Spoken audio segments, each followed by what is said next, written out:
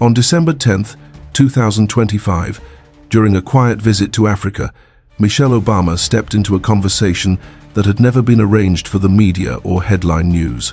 Sitting across from her was Ibrahim Traoré of Burkina Faso, a young leader, fearless and resolute, unwilling to dilute the truth in his words.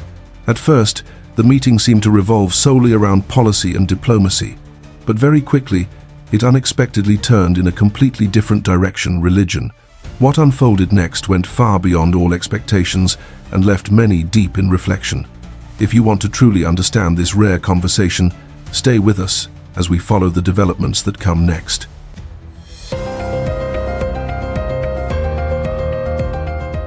By the time Michelle Obama arrived in Africa on December 10, 2025, her public itinerary was already full. Official discussions, cooperative frameworks, conversations about development, education, and stability. The familiar language of international engagement, nothing unusual, nothing personal. Yet behind the closed doors of that visit, something else was unfolding. Michelle Obama had spent years standing at the intersection of power and conscience. As First Lady of the United States, she learned early that leadership in the modern world is rarely about truth alone. It is about balance, optics, timing, and, very often, silence. Faith, when it appeared in public life, was expected to remain carefully framed, non-threatening, and private. But this journey to Africa came at a different moment in her life. Away from the formal constraints of office, she was no longer required to speak for an administration or protect a political coalition. She was free, for the first time in many years, to ask questions that had no strategic value, only moral weight. Questions about endurance, about hope, about what truly sustains a leader when applause fades and criticism becomes relentless. It was in this inner space that the name Ibrahim Traoré surfaced. At that time, international coverage of Burkina Faso often followed a familiar pattern. Headlines spoke of instability, military transitions, and geopolitical tension.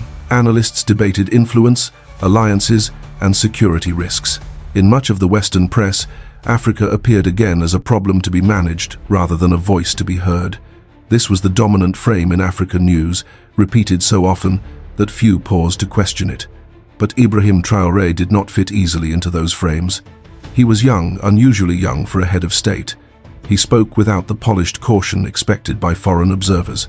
And most unsettling of all, he showed little concern for how global power centers perceived him. For some, this made him reckless. For others, dangerous. But for Michelle Obama, it raised a different kind of curiosity. What kind of inner compass allows a leader to stand unmoved while global forces push, warn, and threaten? The meeting was arranged quietly. No cameras, no microphones, no aides lingering near the door. Just two people seated across from one another, separated not by ideology, but by experience, and united, unexpectedly, by a shared awareness that leadership without meaning eventually collapses. From the very beginning, Michelle Obama set the tone. She did not begin with policy questions. She did not ask about military strategy, economic reform, or international alliances. Instead, she spoke slowly, deliberately, as if choosing her words with care, not to offend, but also not to hide. "You are very young," she said, "and yet people look at you as a symbol of hope. I want to understand something. Where does your strength come from?" It was a simple question, but it carried two layers. On the surface, it was a question about leadership stamina. How does a young president endure pressure that has broken far older men? How does one stand firm when criticism arrives from every direction? But beneath that surface was a deeper inquiry, one that many leaders avoid because it leads to uncomfortable truths. What is the foundation beneath the title? Who are you when the uniform, the office, and the authority are stripped away? Ibrahim Traoré did not answer immediately. He did not reach for talking points. He did not mention patriotism, revolutionary duty, or national destiny. There was no reference to military discipline or ideological resolve. Instead, he paused, and in that pause, the entire direction of the conversation shifted. "Strength," he said, "is not what most people think it is." He spoke calmly, without defensiveness. He acknowledged the common assumptions first. Armies provide strength. Money provides leverage. International recognition provides protection, Nations build power through institutions, influence, and control. Then he rejected all of it.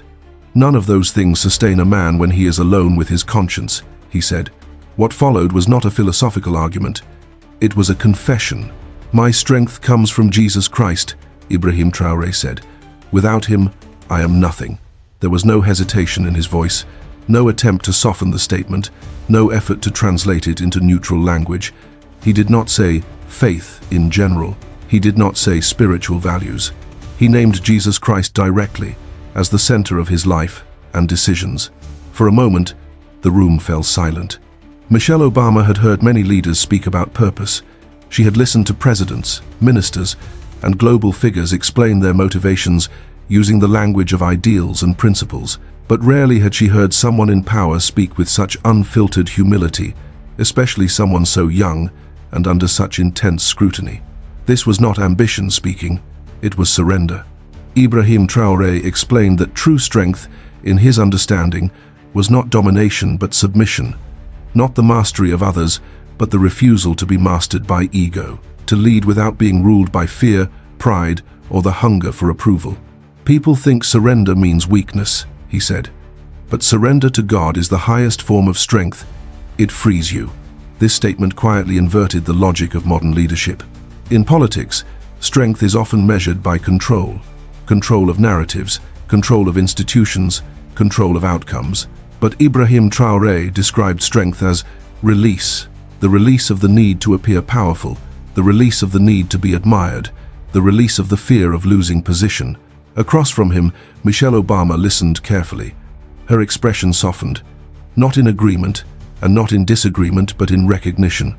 There are moments when a listener senses that a conversation has crossed from ideas into truth. This was one of those moments. She did not interrupt. She did not challenge the statement. Instead, she allowed the silence to do its work. For Michelle Obama, raised in a culture where faith had often been both a refuge and a battlefield, hearing Jesus Christ named so directly without calculation was disarming. In American public life, religious language is frequently managed, edited, and packaged. Here, there was no packaging. This was not a sermon. It was not an attempt to persuade. It was a declaration of dependence. Ibrahim Traoré continued, explaining that every major decision he faced, every risk, every threat, every criticism, was filtered through this single question. Am I acting in obedience, or am I acting in fear? Without Jesus Christ, he said, leadership becomes a performance. With him, leadership becomes a responsibility before God, not before the crowd. This distinction mattered deeply, because once leadership is grounded in accountability to God, popularity loses its power. Approval becomes secondary, and even survival becomes negotiable.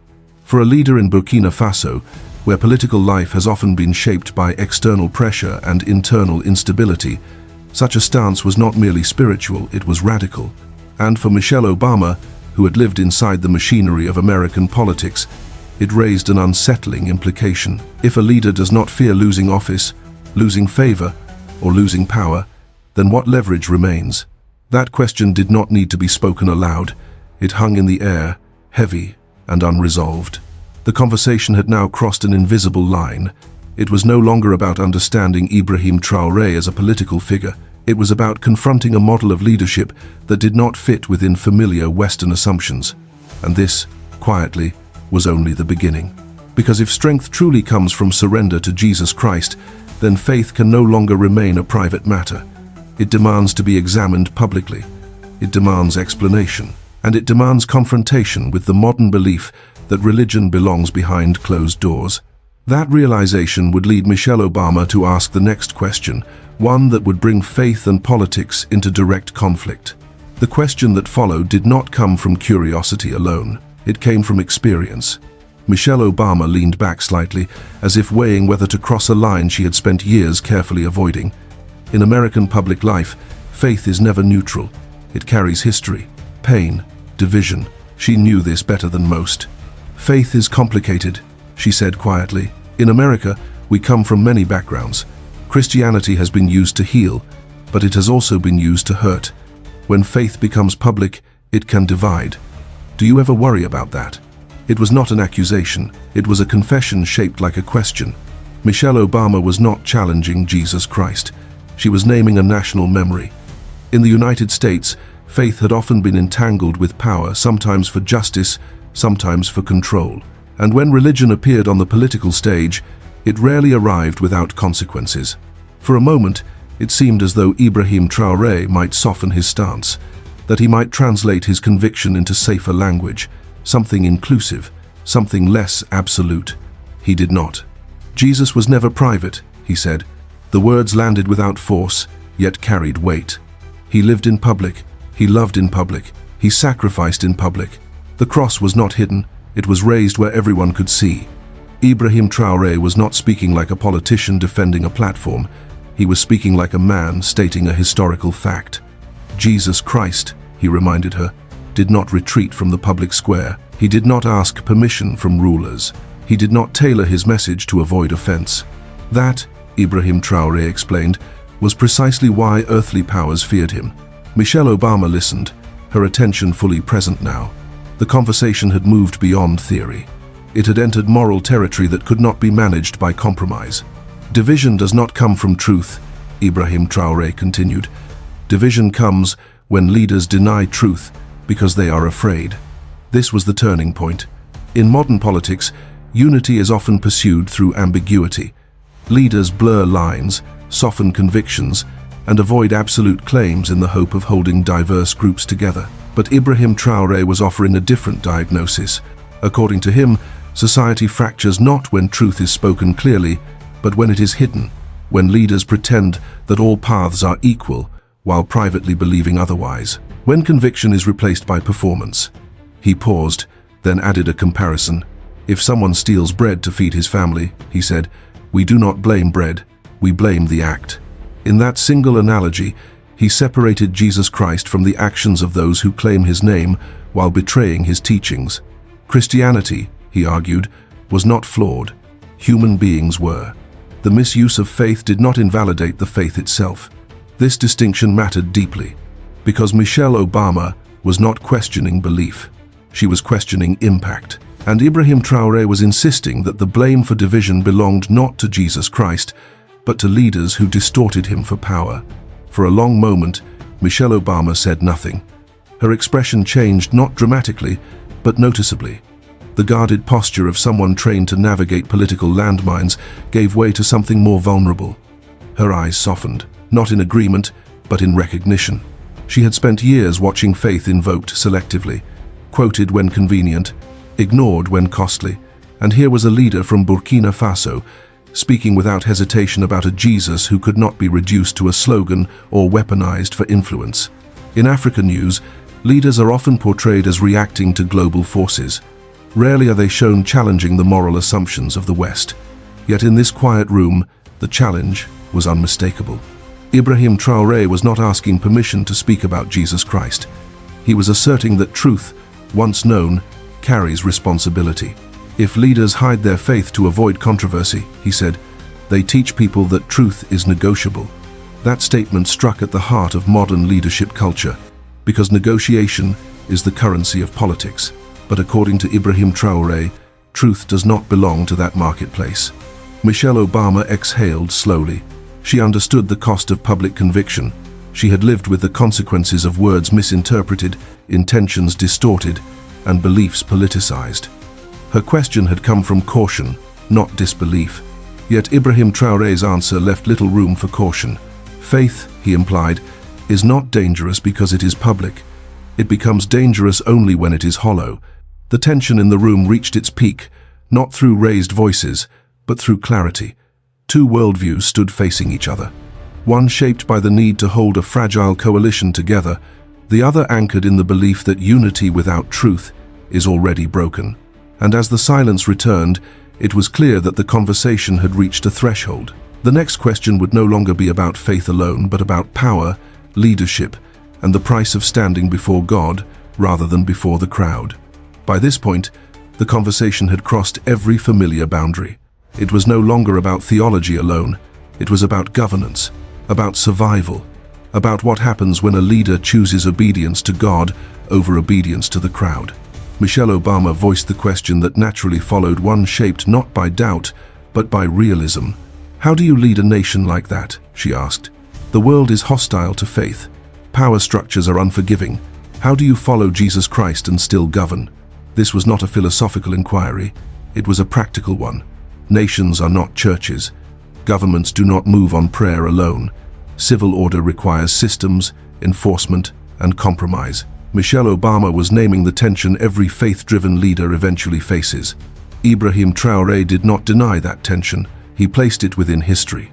"Kings did not want him," he said. "Empires feared him." Jesus Christ, he explained, had never been welcomed by political systems, not because he threatened order, but because he threatened false authority. Leaders who rely on fear, image, or manipulation cannot coexist comfortably with a truth that exposes the heart. This was not an abstract observation. In Burkina Faso, leadership had often been shaped by pressure, both internal and external. International actors expected compliance. Domestic factions demanded reassurance. The margin for moral clarity was narrow. Yet Ibrahim Traoré described leadership through a different lens. "A leader must first be a servant," he said. "If I do not serve God, I will end up serving fear." That sentence reframed governance itself. Instead of ruling downward, leadership flowed upward toward accountability before God. Laws mattered, institutions mattered, but without a moral foundation, they became structures built on sand. Michelle Obama recognized the metaphor immediately. Castles built without foundation eventually collapse, no matter how impressive they appear. She had seen it in politics. Policies celebrated one year dismantled the next. Promises made to crowds abandoned when the winds shifted. Ibrahim Traoré was describing a leadership model that refused to chase applause. "If I fear losing support," he said, "I have already lost." This was the political consequence few leaders were willing to accept. Popularity in modern governance is currency. Approval ratings shape decisions. Messaging is tailored to preserve favor, but Ibrahim Traoré described popularity as a form of captivity. A leader who chases the crowd becomes a slave to the crowd. In that statement lay the civil and political cost of his faith. A leader who is free from fear of rejection cannot be easily controlled. Threats lose their power, incentives lose their leverage. Such freedom unsettles systems built on compliance. For Burkina Faso, this posture carried tangible consequences. International observers often labeled Ibrahim Traoré unpredictable. Some questioned his legitimacy.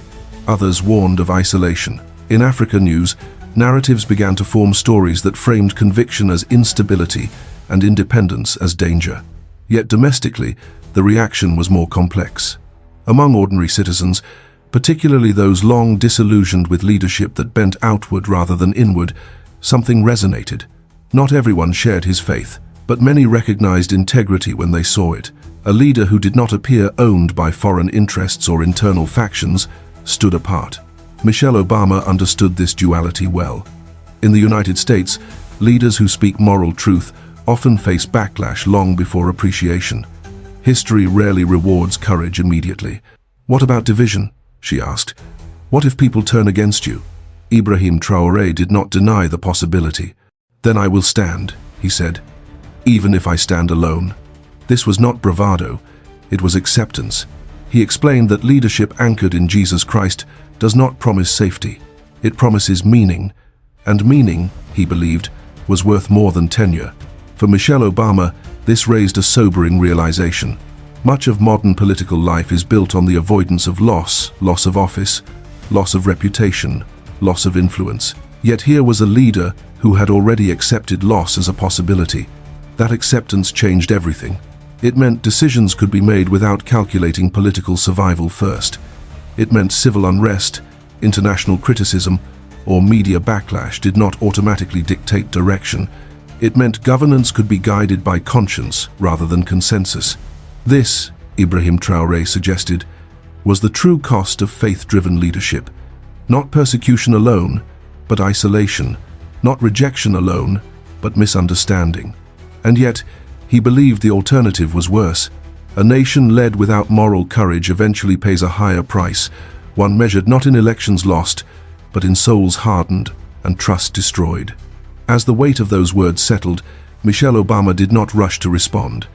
The implications stretched far beyond Burkina Faso. They reached into the heart of every democracy wrestling with the role of faith, truth, and leadership. The conversation was no longer theoretical. It had become a mirror. And in that mirror, the next question emerged not about Africa alone, but about America and the world watching from afar. The silence that followed did not feel empty. It felt heavy, like a room holding its breath. Michelle Obama was the one who broke it, but her voice was quieter now, stripped of the distance that usually separates public figures from personal truth. If Jesus were standing here today, she asked, what do you think he would say to America? The question changed the scale of the conversation. Until that moment, they had spoken about leadership, faith, and responsibility in abstract terms. Now, the focus shifted outward toward a nation that had shaped the modern world and yet seemed increasingly unsure of its moral center. Ibrahim Traoré did not answer quickly. This was not a question to be handled lightly. Speaking about the United States required more than courage. It required honesty without hostility. What he offered was not an attack, it was a diagnosis. He would say, "Return to me," Ibrahim Traoré began. Not to institutions, not to ideology, not to power. To me. He spoke of a nation that had built towers of wealth, yet struggled with spiritual emptiness. A country that celebrated freedom, but often forgot the truth that makes freedom meaningful. A people who spoke the language of justice while too often trampling the poor, the forgotten, and the vulnerable. The words were measured, but they carried prophetic weight. Michelle Obama felt it immediately. She did not interrupt. She did not defend. She did not reframe. Her breath caught not in disagreement, but in recognition. Ibrahim Traoré continued, carefully distinguishing between condemnation and warning. "This is not judgment," he said. "It is love that tells the truth." He explained that nations, like individuals, drift not because they abandon values openly, but because they replace them quietly. Convenience takes the place of conviction. Comfort replaces courage. Entertainment substitutes for meaning. In the language of Africa news, the West is often described as developed, stable, and advanced. Yet, Ibrahim Traoré suggested that material progress without moral clarity leaves a vacuum, one that no amount of wealth can fill. Michelle Obama had spent years advocating for compassion, dignity, and service. She had seen the best of American generosity and the worst of its divisions. Hearing a leader from Burkina Faso speak to America's soul, not its politics, was disarming. "You sound like a preacher," she said softly. Ibrahim Traoré did not deny it. "I am first a servant of God," he replied. "My position does not change that." In that moment, the boundary between preacher and president dissolved. He explained that truth does not change based on audience. Whether spoken from a pulpit or a presidential chair, it remains the same. What changes is the cost. For the United States, a nation accustomed to moral leadership on the global stage, the implication was unsettling. If a young African leader could speak so openly about repentance, humility, and accountability before God, what did it say about older powers hesitant to name truth? Globally, reactions to leaders like Ibrahim Traoré often fall into predictable categories. Some dismiss them as idealists, others warn of instability, still others frame them as threats to established order. But Michelle Obama understood something deeper. The discomfort was not about Africa, it was about exposure. Faith, when spoken plainly, removes the shield of relativism. It forces a choice either to confront truth or to redefine it. And in much of the modern world, redefining truth has become the easier path. Ibrahim Traoré did not suggest that America had lost everything. He spoke instead of potential of a nation capable of renewal if it returned to its moral roots. His message was not withdrawal from the world, but reorientation within it. "Power without truth collapses," he said, "but truth, even when resisted, endures." Michelle Obama nodded slowly. She had witnessed cycles of hope and disillusionment. Movements rise, slogans fade, and institutions struggle to hold together what conviction no longer supports. This conversation was not offering a policy solution, it was offering a lens. From Africa to America, from Burkina Faso to the global stage, the question was no longer whether faith belonged in public life. The question was whether leadership could survive without it. And as the weight of that realization settled, The conversation moved toward its most vulnerable territory, yet not nations, not systems, but the human heart itself. What happened next was unexpected, not because of what was said, but because of who said it. For the first time in the conversation, Michelle Obama spoke not as a symbol, not as a public figure, but as a woman carrying a quiet weight. "There are nights," she admitted, "when I lie awake and wonder whether any of this is working." The words were measured, but the vulnerability was unmistakable. She spoke of years spent trying to bridge divides that only seemed to widen, of speaking about unity while watching distrust harden, of praying sincerely and hearing nothing in return but what felt like whispers carried away by the wind. "In politics," she said, "effort does not always produce healing. Sometimes it produces exhaustion." This was the moment the conversation fully turned inward. Ibrahim Traoré listened without interrupting. He did not rush to reassure. He did not offer slogans. Instead, he anchored her experience in a story older than any modern nation. "Jesus prayed in Gethsemane," he said quietly, "and heaven was silent." He explained that silence does not mean absence. In Scripture, silence often precedes obedience. Faith, he reminded her, is not walking by sight or by results, but by trust, especially when clarity is withheld. "We walk by faith, not by certainty," Ibrahim Traoré said. Even Christ faced the silence. The effect was immediate. Michelle Obama did not argue. She did not resist the comparison. Her posture shifted, as if something heavy had been set down, not solved, but shared. Then she asked the question many are afraid to voice. "Why," she said, "do nations that call themselves Christians still rot from the inside?"